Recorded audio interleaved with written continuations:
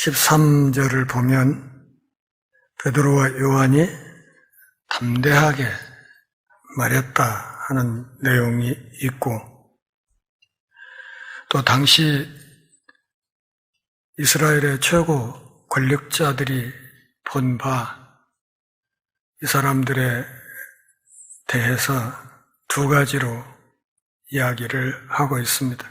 원래 학문 없는 평범한 사람, 그러니까 배운 것이 없는 학벌이 시원찮은 평범한 사람들로 알았다.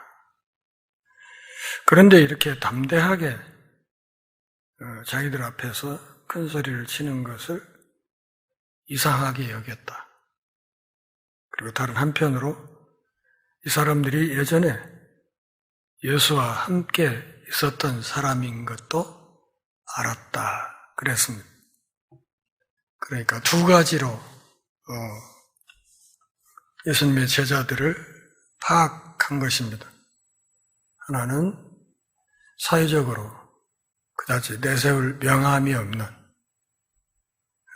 그들의 시각에서 보면 참 하찮은 것들, 참 가짜는 것들, 그런데 이렇게 담대하게 우리 앞에서 큰 소리를 치는 것, 그것이 잘 이해가 안 된다는 거죠. 또 다른 한편으로는 예전에 나사렛 예수하고 함께 있던 사람들, 나사렛 예수를 따라다녔던 사람들, 그렇게 베드로와 요한을 파악했습니다. 성령 충만하게 되면 여러 가지 각도에서 성령 충만에 대해서 이야기를 할 수 있겠지만, 오늘 본문에 따라서 성령 충만의 결과가 무엇냐를 확인을 해보면 성령 충만의 굉장히 중요한 증표 가운데 하나가 담대함이라는 것을 알 수 있습니다. 대담해지는 거죠.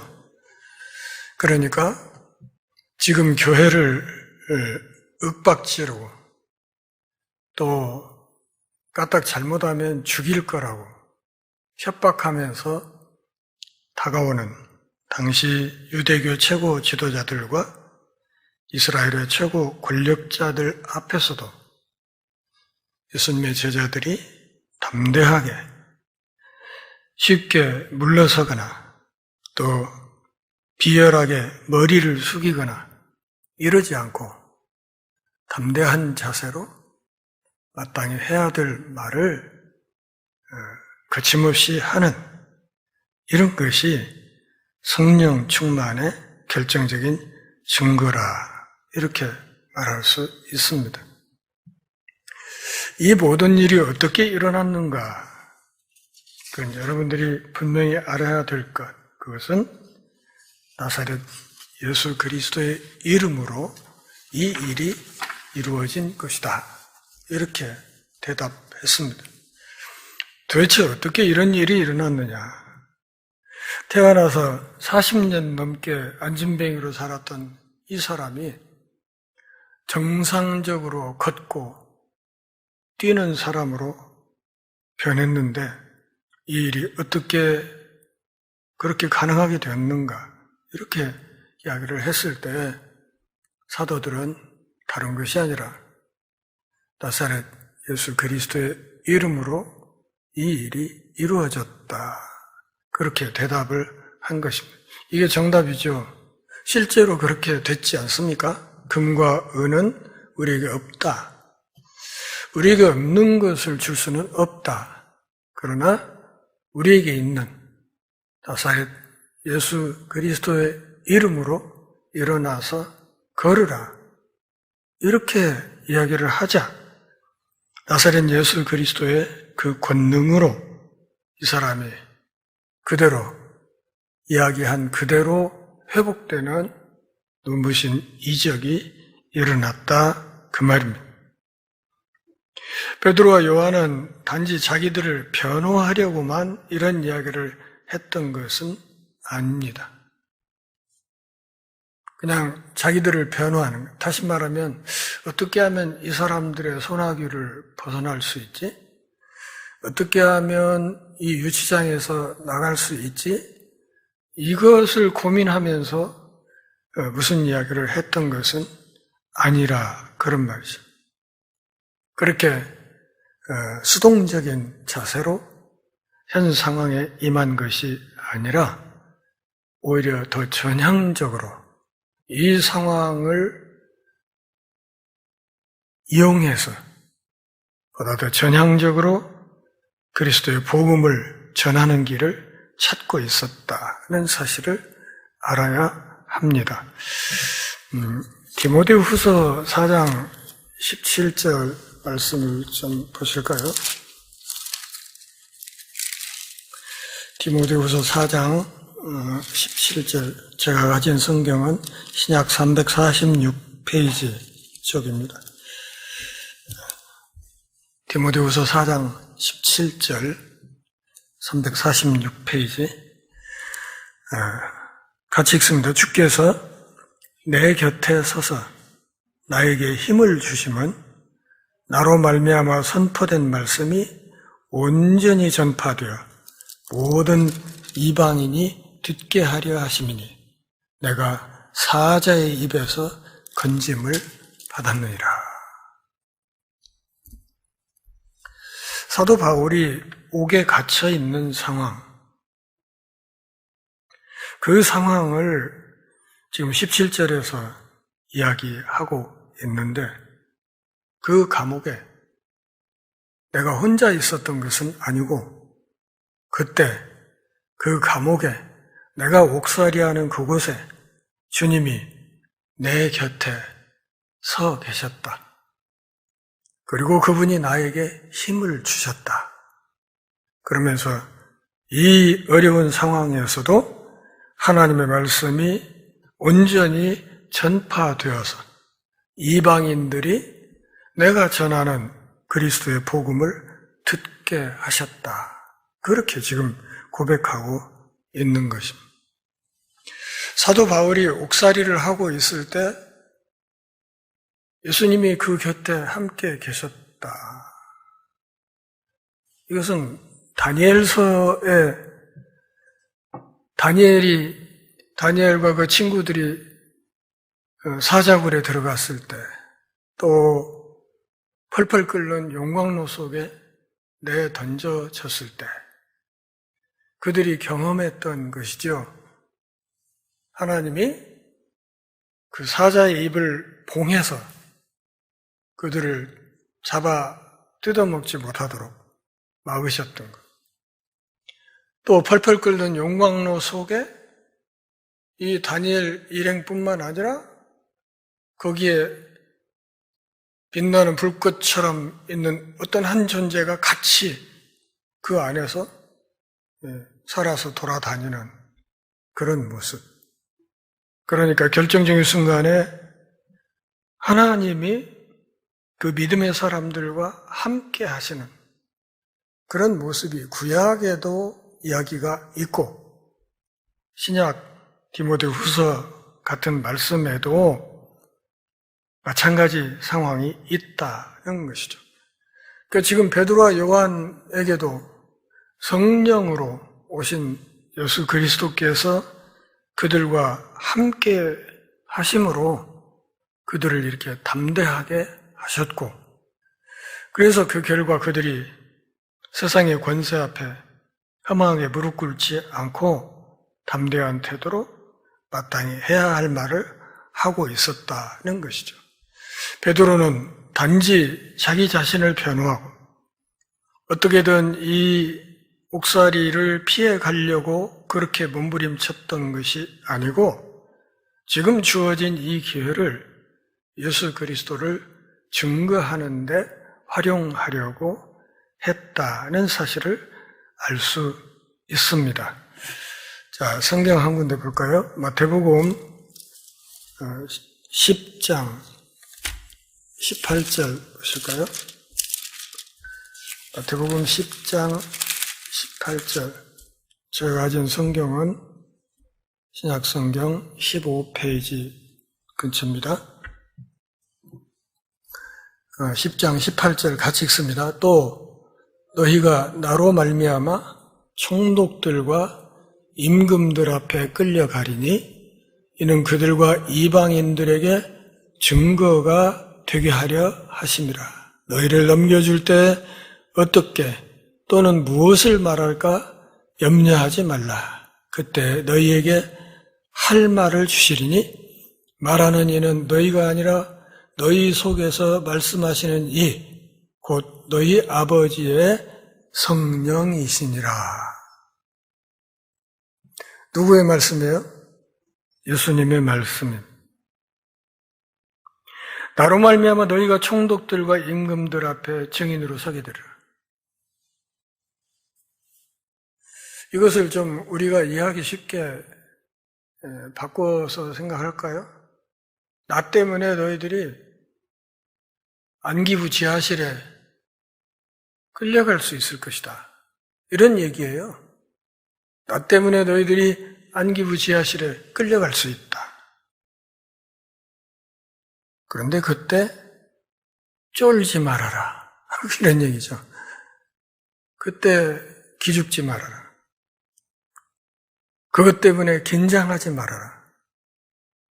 또 수사관이 나를 앞에 앉혀놓고 신문할 때 도대체 무슨 이야기를 해야 되지? 이렇게 걱정할 필요도 없다. 그런 상황에서 너희들이 마땅히 해야 될 말을 아버지의 성령께서 너희 입에 담아줄 것이고, 그리고 하나님의 영이 너희 입에 담아주시는 그 이야기를 그냥 담대하게 하면 된다. 그러니까 성령 하나님의 대변인 노릇만 성실하게 하면 된다. 이렇게 예수님이 말씀하셨던 거예요.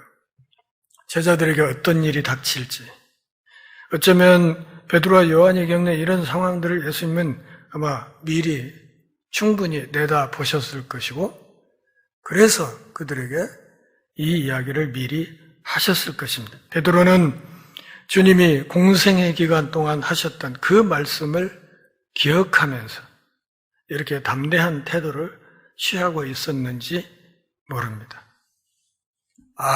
여기가 주님이 말씀하셨던 총독들에게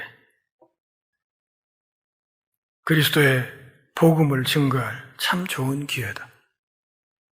그들에게 나사렛 예수님에 대해 증거할 수 있는 참 좋은 기회다. 이렇게 생각했다는 것이죠. 그렇기 때문에 그가 그렇게 담대할 수 있었던 것입니다. 그가 겁을 먹었다면 그는 자신의 목숨을 구하기에 급급했을 것입니다. 말 한마디 잘못했다가 큰일 났다. 이 상황만 어떻게든 모면하면 내가 다시는 이런 짓 안 해. 이렇게 한 것이 아니었다. 그런 말입니다. 어떻게 하든 이 위기를 그리고 이 고난을 벗어나려고 몸부림을 쳤을 것입니다. 그런데 그는 추호도 겁을 먹지 않았습니다. 왜냐하면 그는 살아계신 하나님의 종이었으며, 그리고 그의 가슴에 세상에서 가장 위대한 메시지를 갖고 있었기 때문입니다. 어쩌면 베드로는 속으로 이렇게 생각했을 것입니다. 내 평생에 이런 기회는 다시 오기 어려울 거야. 과거에도 이런 기회는 없었지. 그리고 앞으로도 다시는 이런 기회가 없을지도 몰라. 어떤 기회요? 어떤 기회입니까? 4장 1절, 2절을 다시 보시죠. 사도들이 백성에게 말할 때 제사장들과 성전 맡은 자와 사두개인들이 이르러 예수 안에 죽은 자의 부활이 있다고 백성을 가르치고 전함을 싫어하여 그들을 잡음에 날이 이미 저물었으므로 이튿날까지 가두었으니, 이 사람들을 잡아서 가둔 사람들이 목록이 1절에 나오죠. 제사장들, 성전 맡은 자, 사두개인들. 제가 설명을 했듯이 이 사람들은 당시 유대교의 모든 권력을 장악하고 있었다. 당시 예루살렘과 이스라엘의 모든 세속 권력까지도 장악하고 있던 기득권층이었다 하는 사실이죠. 그러니까 우리식으로 말하면 검찰권, 경찰권, 군대, 이 모든 힘을, 권력을 다 손에 쥐고 있는 그런 사람들이었다. 이 사람들이 지금 베드로, 요한을 잡아 가두고 하룻밤을 유치장에서 지내게 만든 거예요. 앞으로 다시는 이런 기회가 없을지도 모릅니다. 유대사의 최고 지도자들을 죄다 모아놓는 이런 상황이 과거에도 없었고 앞으로도 없을 것이다. 이거 얼마나 절호의 찬스냐. 베드로가 그렇게 생각했을 것이다. 그 말입니다. 제사장들과 성전 경비대장과 사두개인들과 관원들과 장로들과 서기관들과 안나스와 가야바와 요한과 알렉산더와 대제사장의 모든 사람을 보라. 거기 6절에 다 나오죠. 대제사장. 5절에 이튿날 관리들과 장로들과 서기관들이 예루살렘에 모였는데 대제사장 안나스와 가야바와 요한과 알렉산더와 및 대제사장의 문중이 다 참여해서 사도들을 가운데 세워놓고 윽박지르기 시작했다. 이미 우리가 살폈던 말씀이에요. 이 모든 사람들이 다 모여있는 이런 상황. 내 일생일대 이렇게 기가 막힌 기회가 언제 또 오겠는가? 지금 아니면 이런 기회가 언제 오겠나? 다시는 이런 기회가 없지. 이 권력자들 앞에 하나님의 말씀을 선포할 수 있는 기회가 이렇게 좋은 기회 말고 언제 또 이런 기회가 있을까? 그러니 이 기회를 놓치면 안 된다. 베드로가 그렇게 생각을 했을 것이다. 그럼 내가 무슨 광고를 한들, 사람들을 오라고 초대장을 보낸들, 그리고 사람들에게 이런 잔치가 있으니 오라고 여러 사람에게 말씀을 전하도록 한들 어떻게 이런 사람들이 다 한자리에 모일 수 있겠는가? 이건 꿈도 꿀 수 없는 일이지. 그런데 그런 상황이 자연스럽게 딱 조성이 된 거란 말이에요. 뭐 하기 위해서? 베드로와 요한 이 두 사람 잡아 죽이려고 이 사람들이 이렇게 다 모여. 이거 얼마나 기가 막히게 좋은 일이냐. 그들이 여기에 이렇게 우리 전라도 말로 죄다 모여있다. 그러니 이 사람들 앞에서 이 기회를 내가 그냥 함부로 날려버리지 말고 이 기회에 이들에게 예수님을 전하자. 이렇게 됐다 그 말. 이 기회에 예수님을 전하자. 제가 전북대학교에서 근무를 할 때요. 이제 그 직장 예비군을 훈련을 제대하고 직장 예비군에 편성돼서 이제 직장 예비군 훈련을 받는데 거기에 그 예비군 교육에 강사로 오는 사람들이 있잖아요. 근데 그날따라 저희 과에 제 은사이신 교수님이 오셨어요. 오셔가지고 2시간 강의를 예비군들 상대로 직장 예비군들 상대로 강의를 하시는데 그 2시간 동안 참 힘들었어요. 왜냐하면 이 양반 교회도 안 다니는 분이 2시간 동안 기독교와 예수님에 대해서 차근차근 씹는데, 와, 이거 참, 그냥 속된 말로 환장하겠더라고요. 근데 이 교수님 부인하고 딸들은 교회를 다니거든요. 제가 그거 잘 알고 있죠. 근데 그렇게 차근차근 2시간 동안 욕을 하고 막 하고 하니까 그 예비군 훈련 받는 사람 중에는 예수 안 믿는 사람들도 많잖아요. 많으니까 그냥 짝짝꿍이 돼가지고 막 그 농담 비슷하게 하면서 그냥 발바대면 그냥 같이 웃고 그냥 떠들고 그냥 강사 입장에서는 분위기가 제법 훈훈하게 강의가 진행이 됐단 말이에요. 강의가 끝나고 양반이 이제 연구실로 돌아가는데 제가 뒤따라갔어요. 뒤따라가서 연구실로 같이 들어가서 앉았어요. 근데 교수님, 예수님이 교수님한테 뭐 돈 뺏어간 거 있어요? 아니, 예수님이 교수님한테 와갖고 뭔 해코지 한 거 있어요? 제가 알기로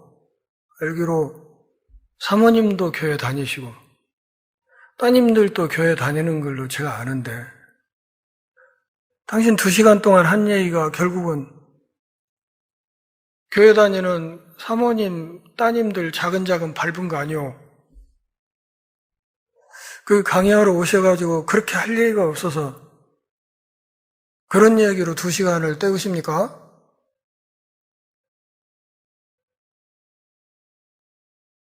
사람들이 막 웃고 이러니까 교수님 말씀에 그냥 겁나게 감동돼가지고 그냥 웃고 그러는 걸로 착각하신 것 같은데 천만의 말씀이에요. 그 안에는 진짜 진실한 기독교인들도 많이 있고 그렇지 않은 사람들도 있겠지만 사람들이 웃은 거 교수님 말씀에 동의해서 그렇게 하신 거 아니에요. 앞으로는 그러지 마십시오. 그러고 이제 돌아왔죠. 아무 말 안 해. 할 얘기가 있거든요. 자기가 기독교에 대해서 아는 것이 없는데 올라와서 떠든 거니까 할 얘기가 없잖아요. 그랬던 적도 있어요. 근데 저도 가만히 돌아보면 참 겁대가리가 없었다. 그 생각을 들어요. 내 목숨을 손아귀에 딱 쥐고 있는 교수님 앞에 이 시건방지게 되돌아가고 그런 얘기를 한 거, 그것도 나도 참 겁이 없었다는 생각이 들긴 하는데 너무 화가 났어요, 그날은. 화가 나서 쫓아가서 그렇게 이제 한바탕 해대고 온 적이 있습니다. 자, 빌립보서 1장 12, 13절을 좀 보시죠. 빌립보서 1장 12, 13절 신약성경 318페이지 쪽이네요. 12, 13절 같이 읽습니다. 형제들아, 내가 당한 일이 도리어 복음 전파의 진전이 된 줄을 너희가 알기를 원하노라. 이러므로 나의 매임이 그리스도 안에서 모든 시위대 안과 그 밖에 모든 사람에게 나타났으니. 이게 본문에 있는 베드로와 요한의 태도와 이 사도 바울의 태도가 똑같습니다. 지금 사도 바울이 지하 감옥에 갇혀 있어요.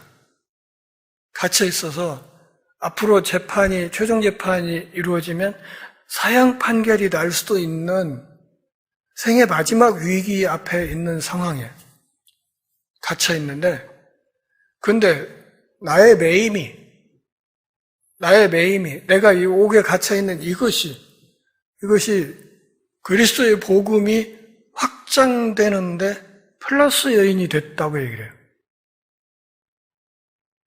내가 갇혀있는 이 일이 그리스도의 복음이 확장되는데 보탬이 됐다. 왜 그러냐? 내가 갖고 있는 이 복음이 이 시위대 안에, 시위대라는 것은 왕궁 깜빵이에요. 황실 깜빵이라고 해요. 황실. 황실, 왕족들이 있는 그곳에 있는 감옥에 지금 사도 바울이 갇혀 있는 거예요. 그만큼 바울을 중요한 죄수로 생각한 거예요. 요즘 우리식으로 말하면 국가보안법 이런 것을 위반했다고 해서 안기부 지하실에 처박아 놓은 거나 마찬가지. 이 사람들을, 사도 바울을 신문하는 사람들도 그 왕궁에 있는 사람들이 사도 바울을 다루게 될 거다, 그 말이죠.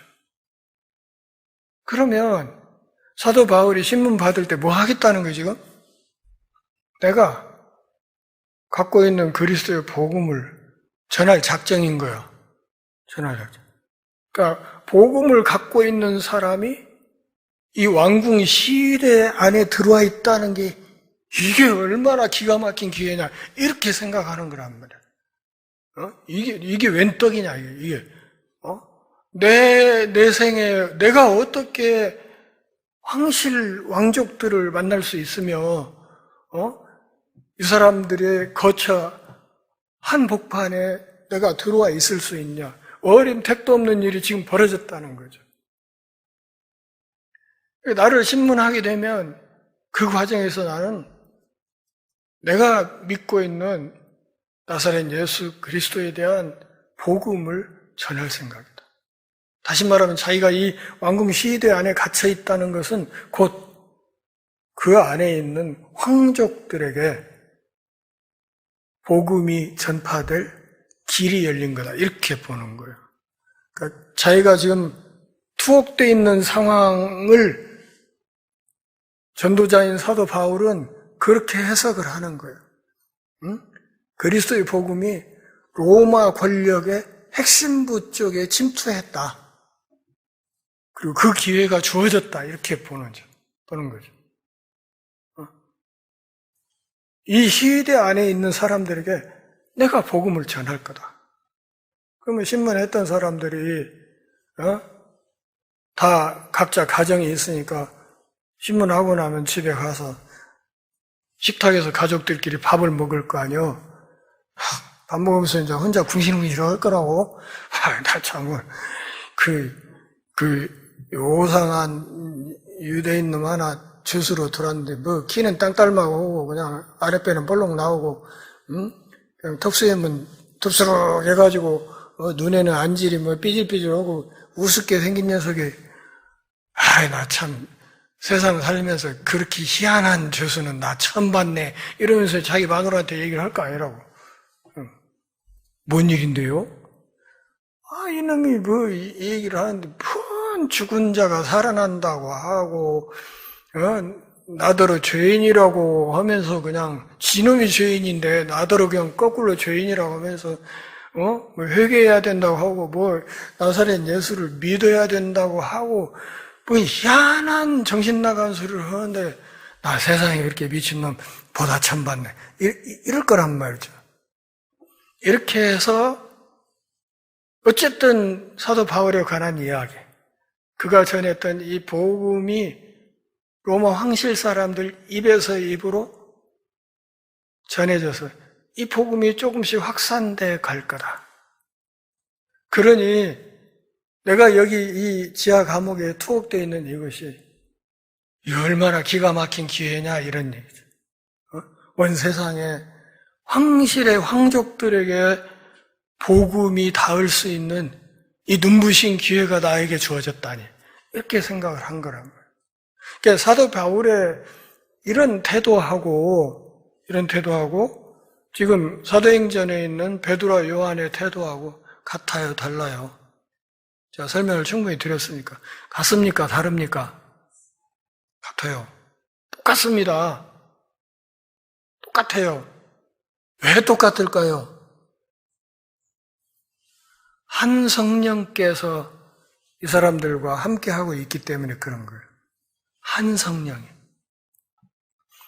베드로와 요한을 담대하게 하셨던 그 성령이 곧 사도 바울이 감옥에 갇혀 있을 때 담대하게 그 곁에 서 계셨던 동일한 성령님이기 때문에 그렇다, 그런 말이에요.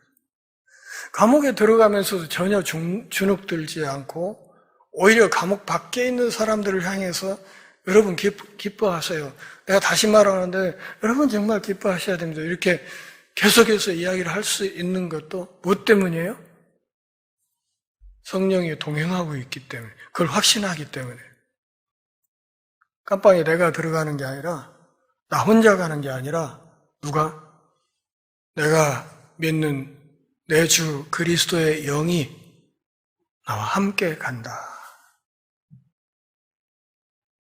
우습게 생각하실지 모르지만 저는 봄에 수술 받을 때, 수술실 들어갈 때도 그런 생각을 하고 들어갔어요. 같이 들어가시죠. 이러고 들어가. 사실 수술실 딱 누워서 이제 가족들 밖에 있고 혼자 수술실 이렇게 들어가면 외롭잖아요. 상당히 순간적으로 고독해지고, 그럴 때 중요한 것은 이 자리에 내가 혼자 들어온 거 아니라는 생각이 그렇게 위로가 될 수가 없어요. 실제로 그렇습니다.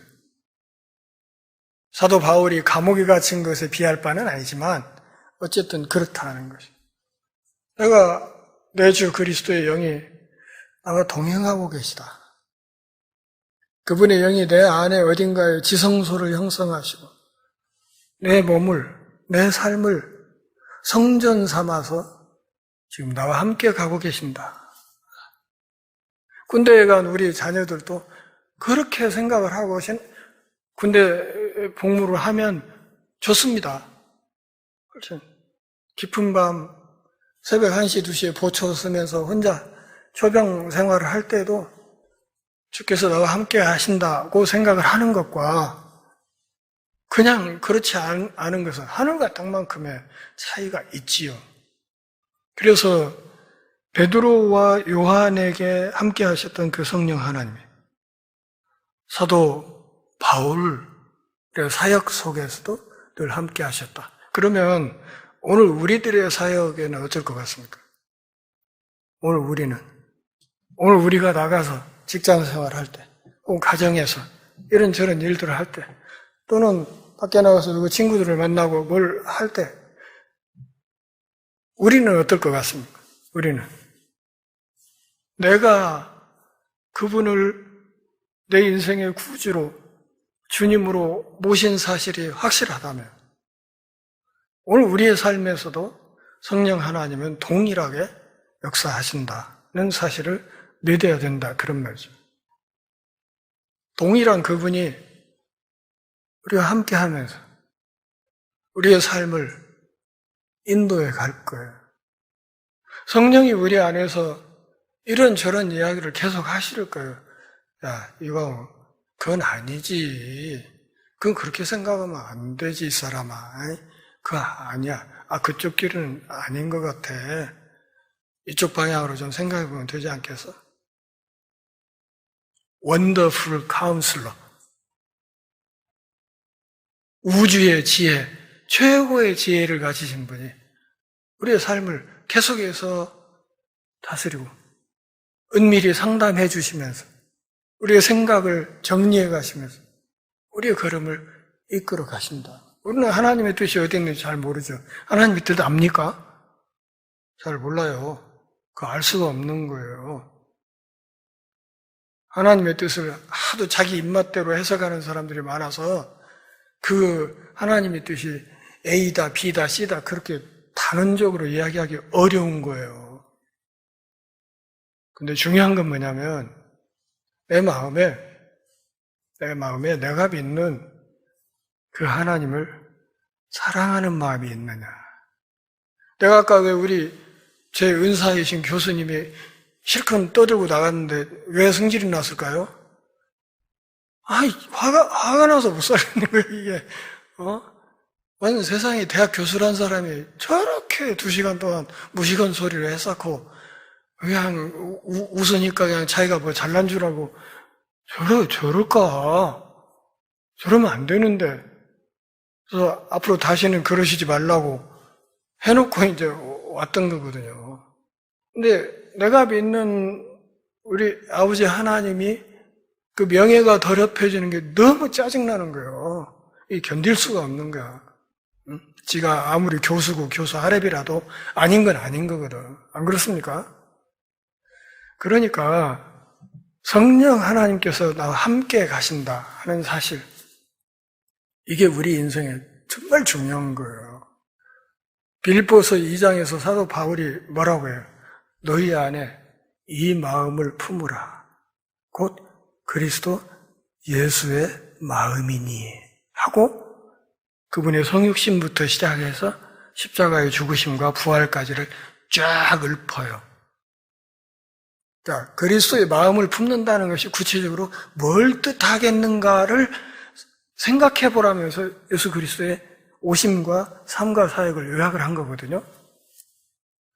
그래서 저는 신앙생활을 하면서 이제 20대 중반에 이렇게 믿기 시작해서 이제 한 40년, 40여 년 믿었는데, 신앙생활 하면서 제일 어려운 목표가 뭐냐면, 그리스도의 마음을 품는 거라고 생각이 돼요. 이게 참 어려운 거구나. 이게 진짜로 어려운 거구나. 또 어떤 의미에서는 우리 신앙인들의 신앙생활의 궁극 목표일 수 있겠구나. 이런 생각이 들 때가 있어요. 내 안에 그리스도의 마음을 품는다는 게 그게 간단히 되는 게 아니에요. 수십 년 신앙생활을 하고도 때로 잘 되지 않는 게 그거거든요. 우리가 하나님의 뜻을 모를 때 늘 생각해야 되는 게 그런 거예요. 그런 거. 그러면 왼쪽으로 가야 할지 오른쪽으로 가야 할지 잘 모르겠는데 판단이 잘 서지 않을 때, 도대체 하나님의 뜻이 어디에 머물러 있는지를 알지 못할 때 우리가 해야 될 굉장히 중요한 작업 가운데 하나가 뭐냐면, 예수님의 지금 내가 서 있는 이 자리에 오시면 그분은 어떻게 결정할까? 이걸 생각을 해보면 의외로 답이 선명하게 나올 때가 있어요. 제 경험에 의하면 그렇습니다. 갈피를 못 잡고 있을 때 예수님이 이 자리에 오셔서 판단하고 결정한다면 어느 쪽으로 하실 것 같은가? 이걸 생각해 보면 쉽게는. 그래서 가끔 와서 그러죠. 어떤 분들이, 목사님, 이런 상황인데 하나님의 뜻이 어디에 있는지 모르겠어요. 그렇게 얘기를 하면 저는 이제 거꾸로 그렇게 질문을 하죠. 주님을 사랑하세요? 물으면 그렇다고 대답이 나오죠. 그런 마음이 있으면 그냥 맘대로 하세요. 그렇게 대답을 합니다. 중요한 건 내가 그분을 사랑하는 마음이 있느냐. 마태복음 6장에서 얘기하듯이 그 나라와 그 의를 추구하는 마음이 있느냐. 그게 중요한 거예요. 그게 핵심. 그것이 그리스도의 마음을 품는 것이고, 그 그리스도의 마음을 품고 있다면 그냥 그때그때 죄 짓는 일만 아니면 마음 내키는 대로 선택하고 가는 것이, 그게 하나님의 뜻이다. 이렇게 생각하시는 것이 좋겠습니다. 성령 하나님이 우리와 함께 하시면 우리에게 담대함이 온다. 그리고 성령 하나님이 함께 하신다는 그 마음이 곧 우리가 그리스도의 마음을 품어가는 과정이라, 그 훈련해가는 과정이라 저는 그렇게 생각해요. 그리스도의 마음을 품는다는 게 그 말처럼 그렇게 쉽게 되지 않습니다.